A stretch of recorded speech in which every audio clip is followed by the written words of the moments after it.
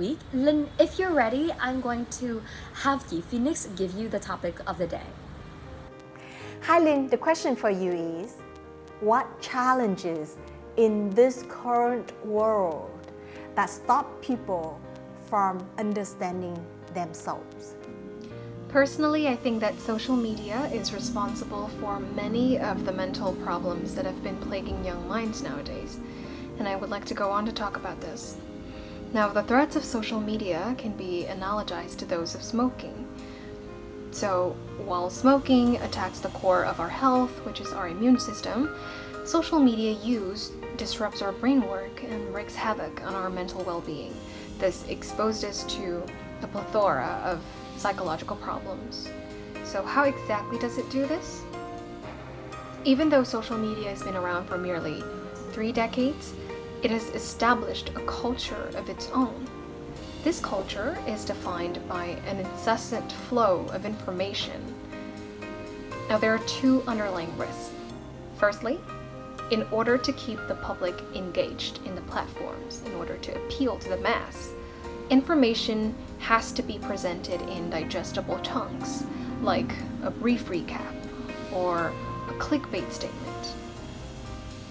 This transformation has resulted in less time and energy and attention devoted to deep reading, which ultimately hinders our ability to comprehend complicated concepts.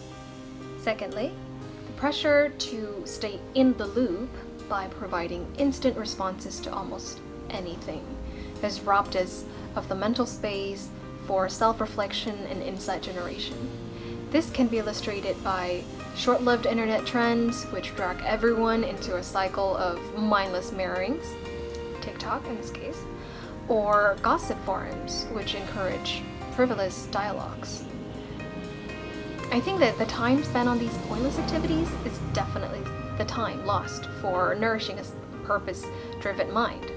So, all in all, our brain is in serious risk of losing its capacity to establish a sense of self due to constant passive intake and shallow output of information.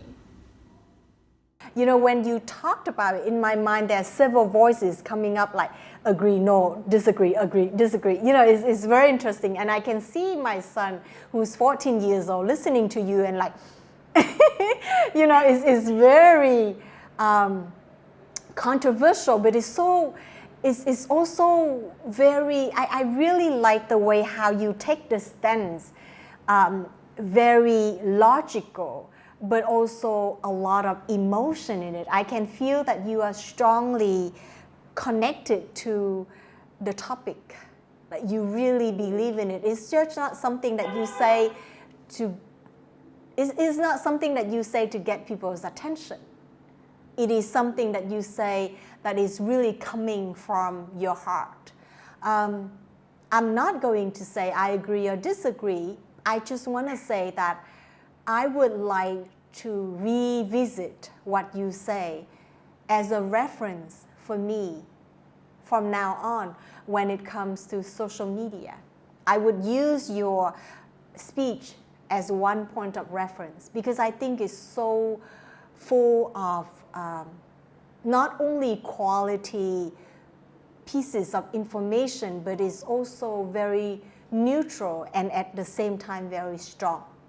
So that is what I think about your speech, Lin. And I think that is exactly the spirit that we want to encapture in this season 8. It's Viva la student life. Viva the student life. We want to enhance student voices so that these authentic, these genuine experiences are being heard and they are being acknowledged as foundations for how we will shape the world in the future.